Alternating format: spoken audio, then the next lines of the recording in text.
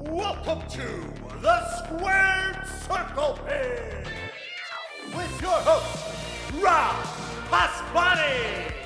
Now entering the Squared Circle Pit, I have the COO of Major League Wrestling, MLW, Mr. St. Laurent. Mr. St. Laurent, MSL, thank you so much for joining me here on the Squared Circle Pit. Oh, I'm so excited to be here, man. Appreciate the invite and down to talk about anything you want, MLW, non-MLW. Just a longtime admirer of your show and just excited to be here, man. Oh, awesome. Thank you so much. Yeah, I've been listening to you actually for quite a while as well. I feel like MLW were like one of the first companies on the podcasting train. Yeah, for pro wrestling. Absolutely. If you go even further back than that, I was doing MSL radio back in like 2004, 2005 when I don't even think people knew what a podcast was yet. Cool. Yeah. So I want to talk about all of it. As we do on the show, I want to start by the most important question. What is your earliest wrestling memory? Oh, boy. I mean, it's definitely 80s WWF, probably just flipping through the channels. And then I grew up in Miami where seemingly every over-the-air channel had WWF on as soon as cartoons ended. So, I mean, I couldn't tell you the first wrestler I saw. I mean, I certainly was into Hogan and Macho Man and Warrior and all the kids were in that era. But yeah, and where I lived, you could get the Miami channels and the West Palm channels. So Saturday and Sundays were like several hours of syndicated WWF as soon as cartoons ended. That's always so nice. Yeah, I live in New York, and my parents would somehow get some Philly channels as well. So we would get all this, like all the wrestling, and I would get all the, that's how I first got into ECW and everything. So it was always exciting. Were there any regional stuff that you were watching? Because I know Florida was a big territory. Was that all gone? I was not aware of it as a kid. I know that there was because I remember seeing an old newspaper clipping at some point of like the TV schedule back from when I was young. And there were literally 12 different wrestling companies that had TV in Miami and West Palm. Women's leagues. Someone had the rights to New Japan footage, and it was being shown. I think it might have been, I don't know if it was called World of Wrestling or World Power Wrestling. I don't know what they called it. Territories from all over. And I had no idea that any of them existed and found out later. But I was definitely in that generation of the WWF has told you that they are the only thing that exists, and you believe them. And if it's not happening on their syndicated show, you just have no idea it exists. Did you get any exposure to WCW while you were a kid? Later on, yeah. I mean, when a lot of my favorites jumped ship to WCW, then my friend said, "Hey, Hogan's back and Razor Ramon's got a new name," and so that's how I kind of discovered WCW as a teenager. But there was definitely a lapse in between. So you got out of wrestling. There's that point in a child's pro wrestling journey where they have to decide: am I going to be cool or am I going to be a pro wrestling fan? Well, I mean, I do think that's part of the culture of being a wrestling fan for a lot of people. Sure, for me personally, I've just never cared about what's cool in anything ever, and so that was not it. I think it was more.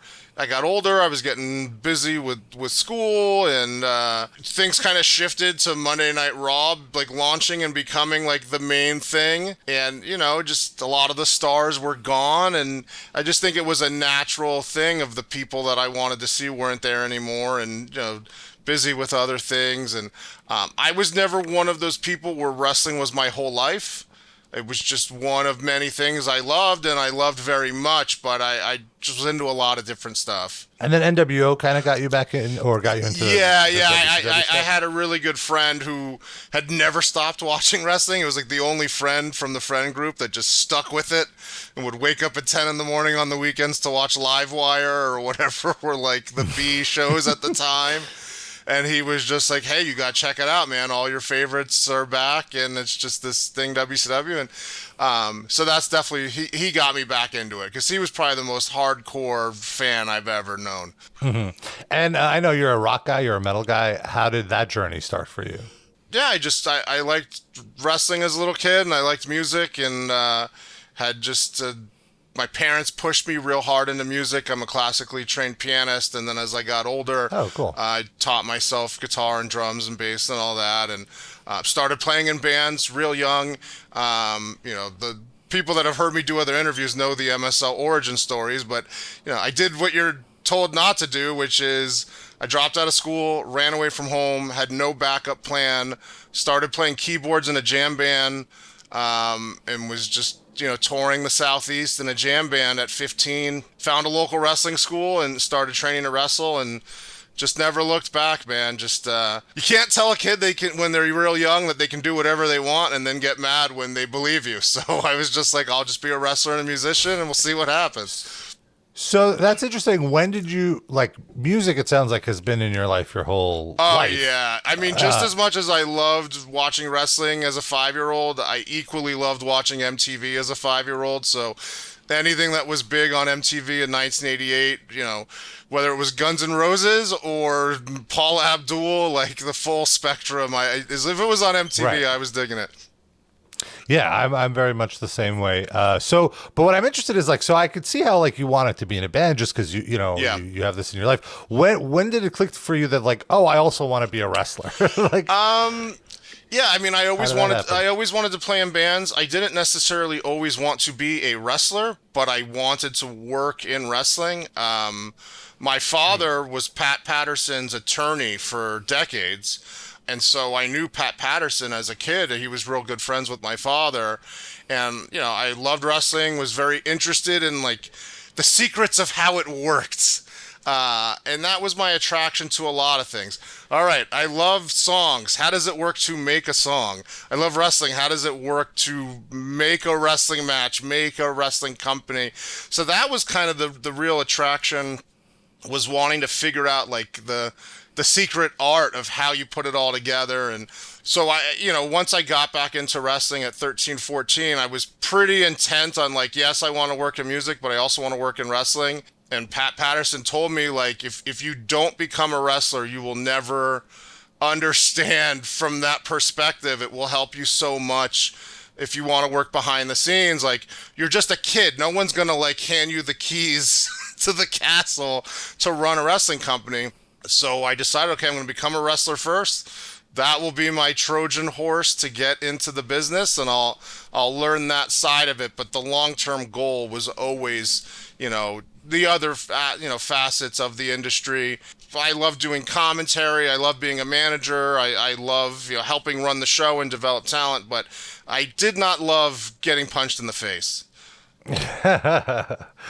I hear you. I always wanted to be like a ring announcer. I thought that was the coolest job. That's like the one thing I have never done, actually. But it is a cool job. I mean, you're like the face of the whole show, and and typically you don't get hit with a chair. Typically, yeah. And I'm a big ring announcer fan, not just wrestling but boxing, and you watch old videos and see some of these classic ring announcers, and that's a whole art unto itself. That's fascinating to me.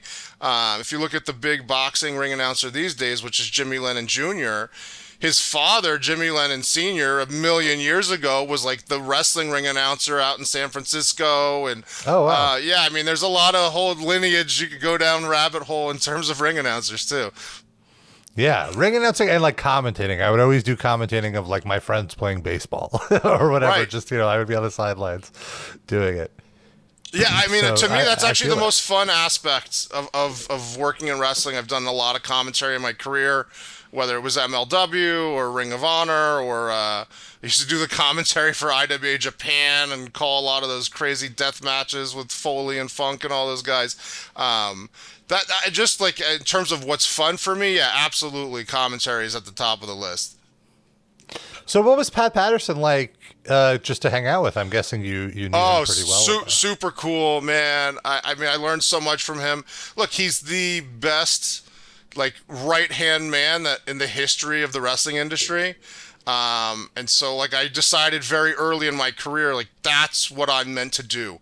So if you look at, like, the setup of MLW, Court Bauer, who's our founder, our CEO, really drives the creative engine of the company and all that.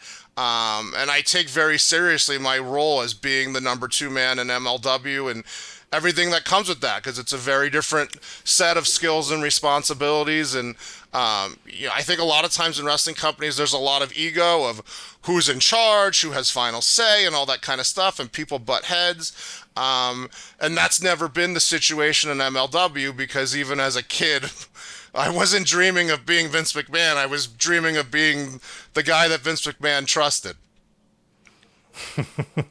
Well, it's a more attainable goal, right? Well, yeah. I mean, I don't know if I thought of it as more attainable.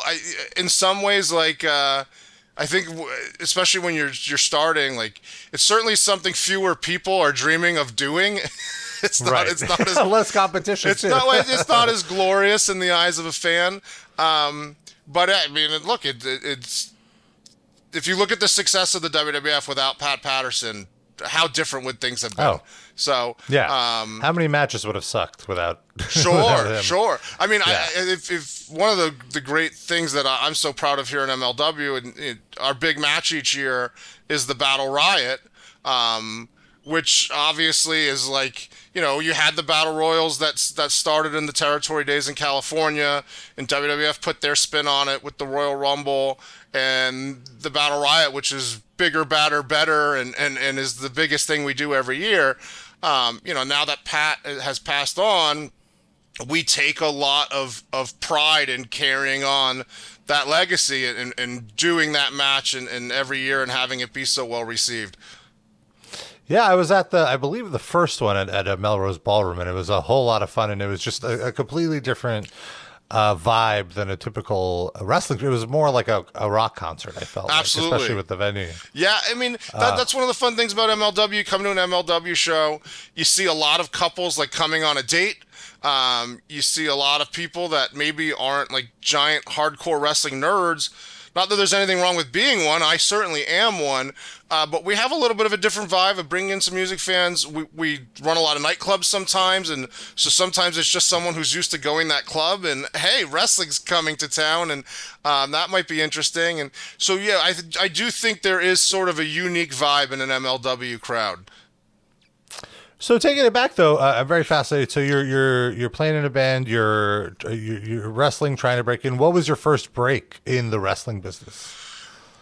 I mean, my first break, it seemed like a break to me at the time. In the grand scheme of things, it wasn't like some huge break. But Santana Garrett, the women's wrestler that has been in WWE, I knew her father, who had run a wrestling territory in Florida decades ago. He got control of a 1 hour show on cable here in the Southeast. At the time, I think it was just called like Time Warner 10. Like if you had Time Warner cable, Channel 10 was controlled by the cable company, and they had a 1 hour wrestling show every week, and he gave me the commentary spot. And I was green as grass. I was only a few years in the business, and here I am, at least in my region of the country. And Time Warner didn't have a ton of programming on their channel, so they would play it, 10, 15 times a week, the same episode. So, that was my first break in terms of like regular work as a commentator and really getting to hone my skills, and, super appreciative for that, because he saw something in me that I didn't see yet. And so that's kind of where the commentary started. Have you done commentary before that, or he was just like, you're going to be on? No, I had not. No, I'd been working the indies as a manager and wrestling a little bit, and felt I could cut a decent promo, but commentary certainly is a different skill. And he just threw me to the wolves. And my commentary partner was Brian Cade, who went on to become Byron Saxton in WWE. So we both got our commentary start together on Time Warner Cable, in the Southeast, yeah. And we were both so young, and who would have known we'd both go on to do national TV. But yeah, that's how I got started, was with him. Us both young kids, just no experience, just throw us on TV, and they would tape like 8 hours at a time. And so you got experience real quick. Every taping was an 8 hour taping, and half-hour shows, so 16 episodes at a time. So then how did you get from that to eventually MLW? So MLW in its original incarnation started in 2002. And one of the very early tapings, even before the television show had launched, was in Florida. And I had been involved with, a lot of independent events down there, and got connected with somebody behind the scenes that was helping, find local help.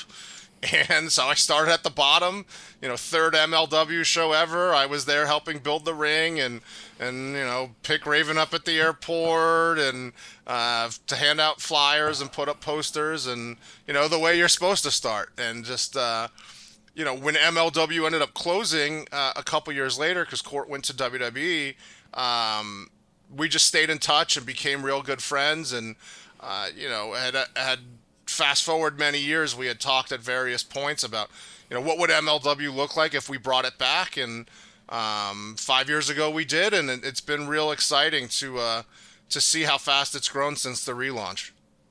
So, you start with MLW, you do the right thing, which is, you're hanging around, make yourself available, you say yes to virtually everything. And you're like, mate, you're like things are happening. Like I remember, I got very excited about the original MLW just because it was like right after ECW ended. But what I liked was that they were using the same production crew. Like even the ring looked like an ECW ring. And you had Joey Styles doing the commentary.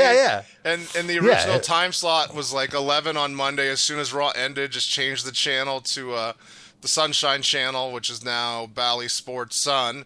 And it was great. All my friends loved it, and it was an exciting thing for me at 19 to be involved in this new company that all my friends thought was so awesome. But then, like you said, like it shut down. So then, what do you do? Like you got this taste, right? Sure. And you're like, you can't stop. Well, you can't stop now. What are you doing? Within a year or two of that, I started doing the commentary for Ring of Honor, and started doing a lot of international companies that would want English commentary, for their DVDs here in the U.S. So was doing commentary for shows from Puerto Rico and Japan, and I was out there wrestling, and and then got into podcasting, and then a few years after that, MLW launched their podcasting network, and kind of just reinvented myself as a podcast host. Mm-hmm. Yeah, and I feel like it was a very interesting time because it was like the Wild West. There was no established kind of even like format for what a podcast is, I feel. Oh, sure. I mean, like the first podcast I ever did, which I was the first wrestler to have a weekly podcast, but nobody knew who I was. So like who would listen to a podcast of like a local Florida wrestler nobody's heard of? So I put a lot of thought into the format. Podcasts now are very free-flowing. You and I are going to sit down and we're just going to chat for 45 minutes. My original podcast had like very regimented segments, comedy segments and skits and like man on the street kind of stuff. I would interview random people on the street. I would, back then I was doing a lot of the recording like on a 4-track cassette deck, and would just bring the 4-track to all the indie shows I was working. And inevitably, there'd be rising stars on those indie shows, and just start going up to wrestlers, and had my 4-track. I knew I could do 4 interviews on that one cassette over the course of the day, and just whatever random legend was in the room. Hey, you want to do my podcast? What the fuck's a podcast? And so, yeah, that early podcast, no one knew who I was, but I was getting a lot of stars on the show because I was just, I'd go wrestle at the county fair and Dusty Rhodes is on the show or whatever and just stick a mic in his face. Yeah, and these people, like, they're available. They're around. They're love to talk. They're in the locker room anyways. There's nothing to do. We're stuck there all day, and this punk kid is just going up. I had to be very selective because I only had 4 tracks on the cassette. So I had to find the 4 biggest stars. And if you said yes, and then later in the day I found a bigger star, you just got erased. Yeah, that's very similar to how I started with Metal Injection, just very much showing up to shows and finding people. And it was right when, like, we predated YouTube, so it was just the same thing. Just show up and see who would want to kind of hang out and talk, and the more you do it, the more kind of established you get. Yeah, and I think, like, you talk to anybody who spent a lot of time on the road, whether that's in music or wrestling or anything else, the thing that, like, you're not getting paid for the performance. The performance is the fun part. It's everything else. Yeah. It's the travel. It's the downtime.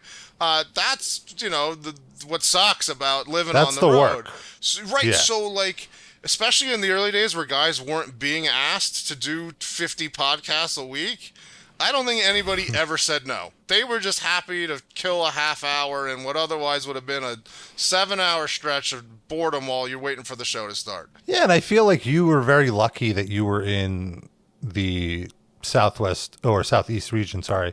Like for me with Metal Injection, I feel like it would have never been successful if I didn't live in New York or maybe LA. I could get away with it just because of our access to band. Everyone's coming through New York. We're not going to skip a show, and it's usually at the beginning of the routing, especially for international bands because they come in through JFK. And I feel like with Florida for you, it's kind of a similar thing, but with wrestling in that like it's such a hotbed for like everyone's down there. Be it the legends who retire or the up and comers, like all the training stuff seems to now be down there. Yeah, I mean, it's been interesting for, I live just outside of Orlando. I'm in Winter Park. And, you had TNA Wrestling filming their shows in Orlando forever. And then fast forward, eventually NXT is here. And there's like a pretty, like, I don't know, almost 20-year history now of high-end, cheap and or free wrestling. And yeah, like even with TNA, if you think about it, like everyone came through TNA, especially during that era. During that era, sure. But, I think one of the things that makes MLW so special and why, there's a lot of choice in the marketplace of wrestling. There's a million companies. If you look at, I think what's been a lot of the growth of MLW is finding that next hot act, like before anybody. Like I found MJF wrestling in a bar for $50 in front of 10 people.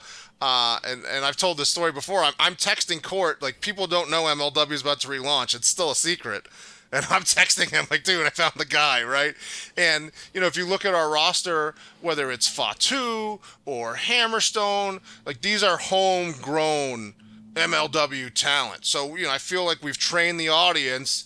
When we bring in someone new, maybe you've never heard of them, but because MLW brought them in, you can trust that they're fucking great. And I think another big strength of like one thing that MLW offers that I don't think too many other places offer is really great lucha action. Sure. I really love all the luchadors you guys bring in. I'm a huge fan. I've always wanted to go down to Arena Mexico or, Tijuana, see a AAA show. And I have yet to make it, but I always love the guys that you bring in. And I feel like Penta and Phoenix, the first time I saw them in New York was at an MLW show. Yeah, absolutely.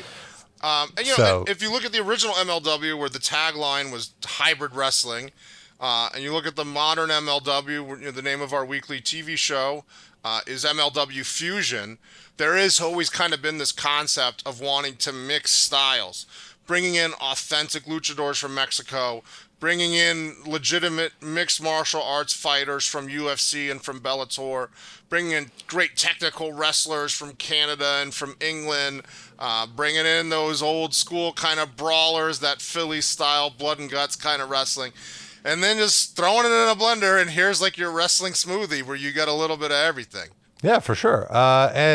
So when the company relaunched 5 years ago, I'm assuming you had more responsibility by this point already. The podcast network is launched. You're kind of organizing that. I'm sure Court trusted you a little more by here. I mean, there definitely was a shift in terms of I went from hosting 4 podcasts a week that within a few months it was down to 0 podcasts a week, and helping run MLW as a wrestling organization became the full-time gig. And it's funny, I remember Court was down here because he's from New York, I live in Florida, and I forget why he was down here. It might have been scouting buildings or something, because we were getting ready to do our first show of the relaunch. And him having the talk of me, like, I know you love being a performer, but this is the role I have in mind for you if we're going to bring MLW back as a full-time company. Like, I need you doing this, this, and this. I can't have you performing.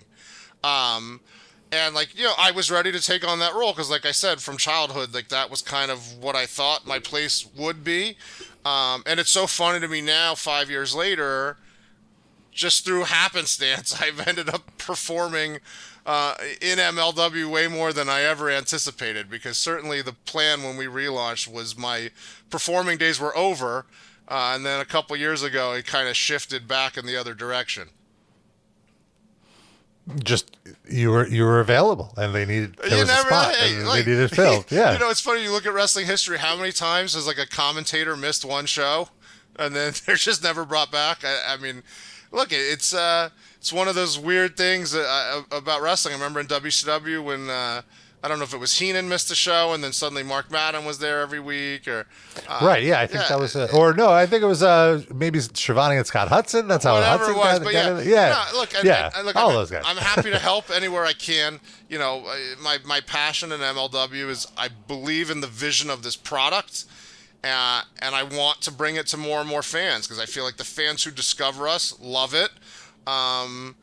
But we don't have some billionaire financing us. So, like, I was just going to say, so that when you started MLW, it felt like an open market. There was WWE, and then like Ring of Honor, New Japan were like almost a very distant number 2, maybe a number 3, arguably. Right. And then there's all this available talent, and I feel like you guys came in and you were like, all right, let's try to organize something, get a TV deal going. And then as you're starting up, I feel like AEW comes along, obviously billionaire financer, probably a little more financing than you guys have, and sort of like steamrolls ahead of you. How do you readjust your business plan to make up? Because also I think you had a working relationship with them as well, right? Well, okay. You weren't. So there's one minor distinction here. So we our first show back was the end of 2017, and it was advertised as just a one-time deal. And it might have ended up being a one-time deal, depending on what the reaction was and what the momentum was. The hope was it would be well received. It was available as an internet pay-per-view, you know, for $10, $15, whatever it was.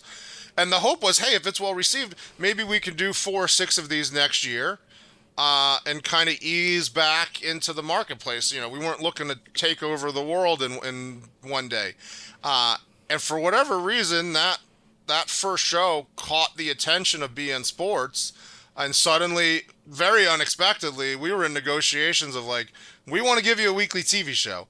So that kind of really changed what the plan was, because there was no way we would have expected after one show to be offered a national TV deal. So that kind of changed a lot of the strategy. You know, I see. Yeah, and you know, in terms of AEW, they've kind of filled that role that WCW used to fill. We've been very happy to fill that role that ECW used to fill. And so, you know, sitting there in that number 3 spot, and, you know, by any sort of fair judgment of the metrics of fan base and viewers and all that kind of stuff, hey, we've only been doing this a few years. We're very comfortable in that spot that we're in. We think there's room for growth, but there's room for growth for everybody. So I don't view it as any sort of necessarily a competition with AEW.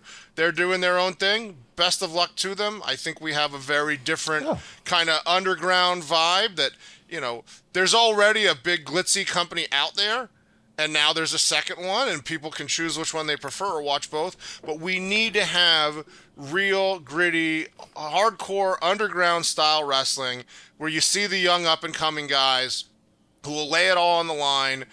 They don't have $5 million in the bank. They're not going to take 6 months off if they have a hangnail. You're not going to pay $80 to sit in the nosebleeds and be 500 yards away from the ring. Like, to have the more intimate setting with those hardcore fans, with undiscovered talent from all over the world. It's a very different vibe if you come to one of our shows.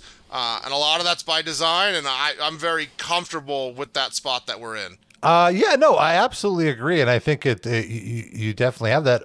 But as you were saying that, it kind of hit me that I feel like there's a lot of competition for you guys in that third spot, because, you know, like, you're obviously targeting a certain type of a wrestling fan, like perhaps you would say like a more knowledgeable fan. You could, like you said, people come casually to the shows, but to get into it, I feel like someone with more knowledge would be more interested in an MLW, just because they have the appetite for more wrestling. So for that person, there's so much competition. There's other streaming indie shows. There's wrestling on basically every night and every hour of the weekend. So how do you try to stay above that? Is kind of how do you stand out? How do you try to do that? I think of you as like partially an analyst, partially a journalist. I don't know how you view yourself, but you look at the industry from that sort of perspective. And so from that perspective, yeah, I totally get why people view it as being so much competition for the role that we fill in the marketplace. From our perspective, I feel very strongly we are the only league that can give the energy that we're trying to give, but then also actually look major league on television. Oh, absolutely. That's the big thing for sure. The production value. That's the sweet spot, and it's not easy, and it's expensive, and there's a reason why, if it was easy to do, everyone would be doing it. But it is such a unique thing that I would argue has never existed in the history of wrestling, to have the visually pleasing style that we have, but bring you that underground, if you're a hardcore fan, that realer, rawer kind of energy, to mix those two things together. I don't think that's ever been done before. And the other thing I'll say is we get a lot of viewers around the world from the fact that we primarily air on sports networks. We're on TV in 80 countries around the world now. Almost all of them we air on a sports network. So you have a sports fan that's flipping through the channel that maybe is not a wrestling fan yet. They think wrestling's kind of phony. They think wrestling's kind of cartoonish. And we want to offer them a more serious, realistic, credible version of this sport that maybe normally they wouldn't have even thought of checking us out. But you're sitting there in Poland and a boxing match ends and here comes MLW and you see a badass like Fatu. And you go, well, I'm not really sure how this wrestling stuff works, but this fight is exciting. And kind of hook some fans in that way that otherwise would have never gotten into wrestling. Yeah, I can absolutely see that with the sports crossover. I think people aren't fans of wrestling until they see it. Like they have their preconceived notions of what it is. And then if you, like I've brought friends to shows that have never been, they're like, they're marking out like the second match in, they get into it. So I absolutely see your point with that. And what you mentioned about production, I think is maybe the most important thing that everybody forgets about. It's kind of the one thing that I kind of resent about Ring of Honor through the aughts is I would go to those shows at Hammerstein. It was like the only wrestling I was watching at the time because there was just nothing. There was nothing for the hardcore fan in that moment when, everything died out. There was just cable and nobody was putting on TV. So that was my thing. And when I go there, it's like, this is the most world-class wrestling I've ever seen. And then I get the tape 2 months later and it's like, what? This doesn't the vibe became completely different than what I experienced in the venue because they were using those mini DV cameras or whatever. I'm calling Marufuji defending the Global Honored Crown in a sold out Hammerstein, and it's being shot on a $150 camcorder from Best Buy. Dude, I know exactly. My God. So I called Fight of the Century with Samoa Joe and Bryan Danielson, and it's being shot on something they bought at Walmart for $70 that afternoon. I was rewatching Kobashi Joe recently, which is one of the best matches I've ever seen, live. And I was at that with people who do not watch wrestling. It was totally just because, like you said, the show was an affordable ticket and we're close. It's I think that's a very important part of getting people into wrestling as well. Getting them intimately near the ring, not 200 yards away. But they were blown away by that match. They were like when Joe slapped Kobashi, they turned to me like, oh my God, is he going to kill him? And they didn't know who Kobashi was. Yeah. They had no backstory just from that. But then I watched the tape back. First of all, it looks like it happened 30 years before it did. Just because of the quality. And I'm like, this is such a big moment that was not captured properly. So all of that to say is I'm very glad that you recognize this. And I always did find the MLW production to be top notch, especially even now. It's right up there with the AEW production in terms of looking like a legit product and not shot on Best Buy cameras. Yeah, and like if you were trying to design a wrestling promotion of what to me would be the perfect scenario for a fan, in my opinion. And look, some fans prefer different stuff, no problem.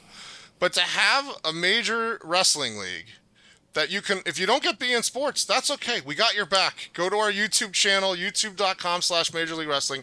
You can watch it completely for free. And it's high quality production values with great wrestlers, MMA fighters, luchadors, and hardcore brawlers from all over the world. And you can just go to YouTube and watch it for free. And it looks great, and it's great action. And it's an intimate, show with that kind of more aggressive vibe.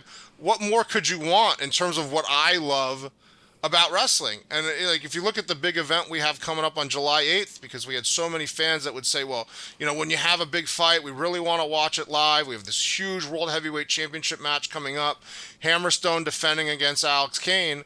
And, we had discussions with different pay-per-view companies and stuff, put it on pay-per-view for $30, $40, maybe even $50. And I always want to be the most fan-friendly organization we could possibly be. And we did a deal with Fight TV that it's free for their Fight Plus members. And a Fight Plus membership, I think, is $7 a month, and you get wrestling and MMA and boxing from all over the world. I want to be the most easily accessible company we can be, the most value-minded company we can be. Because I'm not asking you to devote 10 hours of your life a week to MLW. I'm not asking you to devote hundreds of dollars. So that's been a big part of the strategy, too, that even the biggest match in the history of the company, you can go get your $7 a month Fight Plus subscription and watch a million sports from all over the world. And you can watch MLW live at no extra charge on Fight Plus. So, to me, I want to do what would excite me as a fan. I don't want to spend $50 for one match. Do you? So that's been a big part of the strategy as well. Put yourself in the shoes of a fan. What would be ideal conditions for the fan, and then try to deliver that. That's great. Yeah, and I watched this year's Battle Riot. You posted on the YouTube. It was a very fun time, and I love with the Battle Riot how you throw in the surprise legends that you haven't seen in 20 years, and I'm there he is. Yeah, that's part There's of the fun, Duke the Dumpster Drosy. Yeah. Love it. Yeah. So that's great. So Never Say Never. Where that's in Philly, right? That's going to be at the old ECW Arena. Philly at the old ECW Arena, July 8th, live on Fight Plus. So we're super excited for that because, we're always trying to listen to the fan feedback, and they wanted to be able to see it live, and I assumed they didn't want to spend $50 to see it. So, to have this new partnership with Fight has really been great. That's awesome. And Hammerstone, I love watching him. Oh, he's incredible. Yeah. He definitely looks like, I love the kind of Hulk Hogan comparisons, but I feel like he's like a leveled up Hulk Hogan. Hulk Hogan never looked as shredded as Hammerstone does. Sure, and then but also athletically, the stuff that Hammerstone can do in the ring. Right. Oh, of course. We've seen guys in the past that have some physiques like that. I don't think their physiques were as good as Hammerstone's, but the way he can move in the ring is incredible. He's a complete freak of nature. There's never been a guy with the combination of athleticism and muscularity that he has. He's been a great champion for us for a very long time. But you've got Alex Kane, the upstart who won the Battle Riot and could cash in whenever he wanted. And look, he could have done a Punk move, and I'm going to cash in when you walk out of the shower after you just wrestled for an hour. And, we don't do that kind of stuff here. This is the day I want to do it. Make sure you're ready, make sure you're healthy, no excuses, and let's see who the best man is. There you go. Yeah, that's exciting. So it's going to be on Fight Plus. Yes. On July 22nd? July 8th. July 8th. July 8th on Fight Plus. And if you sign up for Fight Plus now, there's a ton of archived MLW footage and all these big shows from the past that are included on Fight Plus as well. And like I said, there's boxing and MMA and wrestling for all different organizations. It's all included. Spend your $7. You'll be very happy. All right. Mr. St. Laurent, thank you so much for taking some time hanging out with me here on Squared Circle Pit. I just have one last question. Is it true that you came up with the "This is awesome" chant. Yes, that is true. That is true. Many years ago in the Impact Zone, when my friends and I were running local indie shows, we would very aggressively invade that crowd to flyer for our small group down here in Florida at the time. And when you're rolling 30 deep in the Impact Zone, you can kind of just create any chant you want. That's so fun. I always thought it started at this like a Ring of Honor show that I was at, that like for like one of those insane main events, because that was the first time I had heard it. It was like a few weeks after it was made up as a troll. You watch some of those old Impact things and you're sitting there wondering like, oh, this is such a great match. Why are they chanting milk and cookies? And it's like, it was just me and my friends being silly. That was such a that was an insane time for pro wrestling, an insane transitional moment, I feel. Sure. So great talking to you, man. And, we'll absolutely. have to talk off air sometime about rock and roll, because rock and roll is certainly a big passion of my life. And what a great summer of concerts we have coming up, man. So I'm excited. Yeah, we didn't have any. I was so focused on the wrestling stuff. We didn't talk at all about the rock. Next time we'll dig into the music. Yeah. All right, man. Thanks so much. All right. Awesome, man.